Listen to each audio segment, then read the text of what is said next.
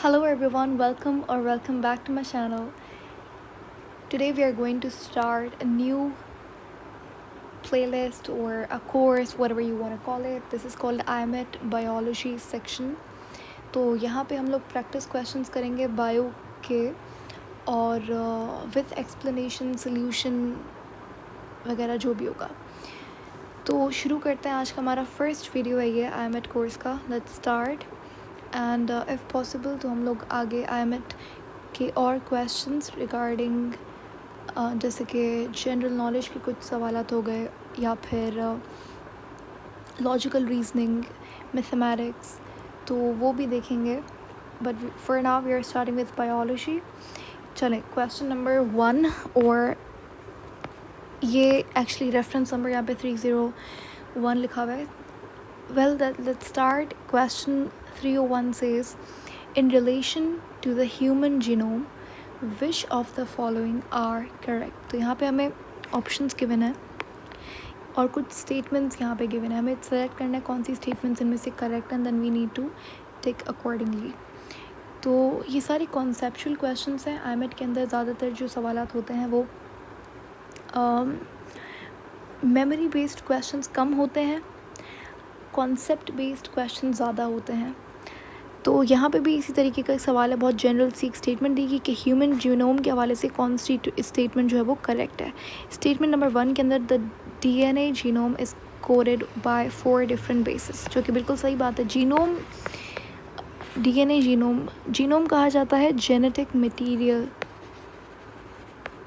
या फिर sum of genetic material of a living organism.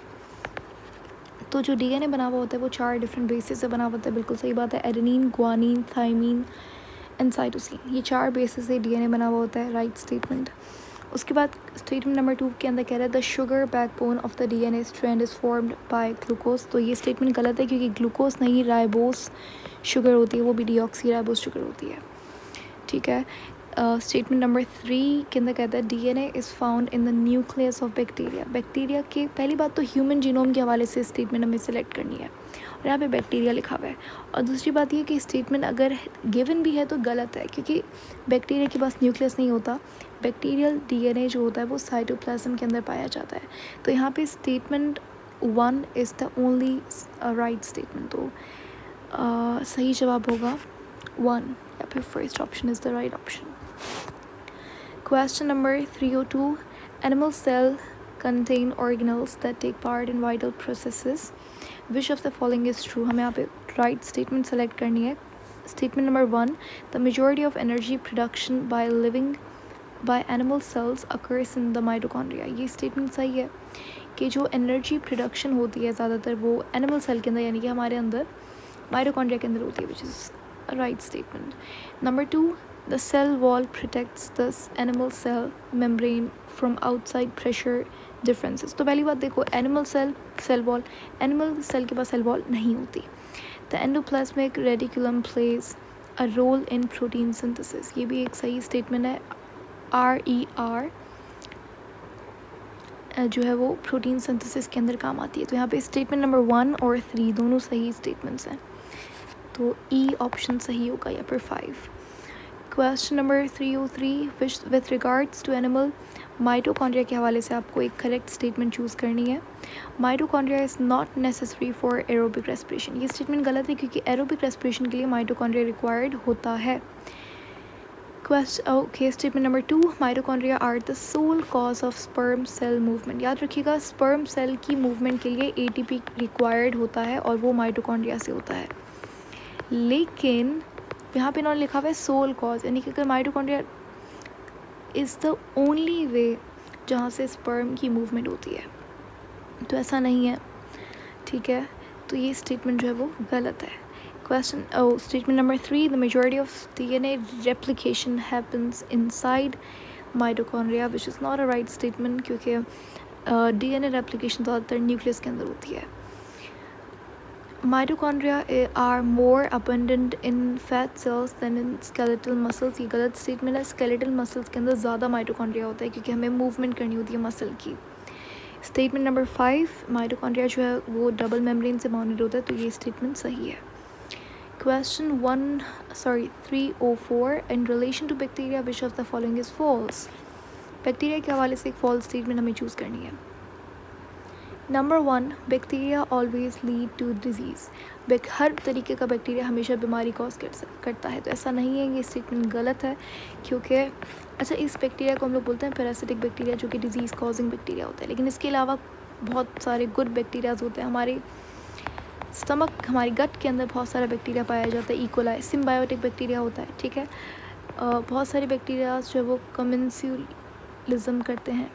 कमेंसुलिज्म symbiosis का एक टाइप होता है जहाँ पर बैक्टीरिया एक दूसरे लिविंग ऑर्गेनिज्म के साथ एसोसिएशन में रहते हैं. एक लिविंग ऑर्गेनिज्म को फ़ायदा होता है, दूसरे को कुछ नहीं होता, ना फ़ायदा ना नुकसान. तो बहुत सारा गुड बैक्टीरिया होता है. सॉइल के अंदर बहुत सारे बैक्टीरिया बेनिफिशियल है. तो ये स्टेटमेंट गलत है. Number 2, bacteria contain plasmid DNA. Bacteria के अंदर प्लाज्मिड डीएनए होता है. तो ये स्टेटमेंट सही है. बैक्टीरिया के अंदर इस तरीके से एक तो इसका जीनोमिक डीएनए होता है और दूसरा प्लाज्मिड डीएनए होता है. इस प्लाज्मिड डीएनए के अंदर भी जेनेटिक इन्फॉर्मेशन होती है. नंबर 3, तो ये स्टेटमेंट सही है. Bacteria do not contain mitochondria. ये स्टेटमेंट सही है. बैक्टीरिया के अंदर डबल मेम्ब्रेन बॉन्ड ऑर्गेनल्स नहीं होते, तो माइटोकॉन्ड्रिया भी नहीं होता. Bacteria have cell wall and plasma membrane. बिल्कुल सही बात है. Some bacteria are susceptible to antibiotics. Susceptible का मतलब ये होता है कि इफ़ेक्ट हो जाना.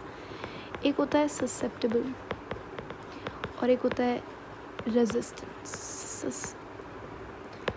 ठीक है. रेजिस्टेंट का मतलब होता है इफ़ेक्ट नहीं होता. ससेप्टेबल का मतलब होता है इफ़ेक्ट हो जाना. अब कुछ बैक्टीरिया ऐसा है जो कि इफ़ेक्ट नहीं होता, रेजिस्टेंट होता है एंटीबायोटिक से, जैसे आर्किया. ठीक है. डोमेन आर्किया पूरी की पूरी रेजिस्टेंट होती है एंटीबायोटिक से. बाकी जितना भी बैक्टीरिया है वो ससेप्टेबल होता है एंटीबायोटिक से. तो ये स्टेटमेंट सही है. The only statement which is false is option A. Question 305, in relation to bacterial replication, which of the following is correct? Bacterial replication के हवाले से कौन सी स्टेटमेंट यहाँ पर सही है? Number 1, bacteria undergo sexual reproduction. Bacteria के अंदर कभी भी सेक्शुअल रिप्रोडक्शन नहीं होती. ए सेक्शुअल रिप्रोडक्शन होती है. ठीक है. जैसे कि horizontal gene transfer. Horizontal gene transfer का मतलब होता है ए सेक्शुअली रिप्रोड्यूस करना. अब हम एनिमल्स के अंदर वर्टिकली जीन ट्रांसफ़र होता है, यानी कि सेक्शुअल रिप्रोडक्शन के थ्रू. जहाँ पर रिकॉम्बिनेशन हो उसको वर्टिकल जीन ट्रांसफ़र कहते हैं. ठीक है. तो सेक्शुअल रिप्रोडक्शन नहीं होती. Bacteria have a nucleus. ये स्टेटमेंट भी गलत है. बैक्टीरिया के पास न्यूक्लियस नहीं होता क्योंकि वो एक प्रोकैरियोट है. Number 3, bacteria carry genetic information on circular plasmid. अभी मैंने आपको बताया कि इन सर्कुलर प्लाज्मिड्स पे जेनेटिक इन्फॉर्मेशन होती है. तो ये स्टेटमेंट करेक्ट है.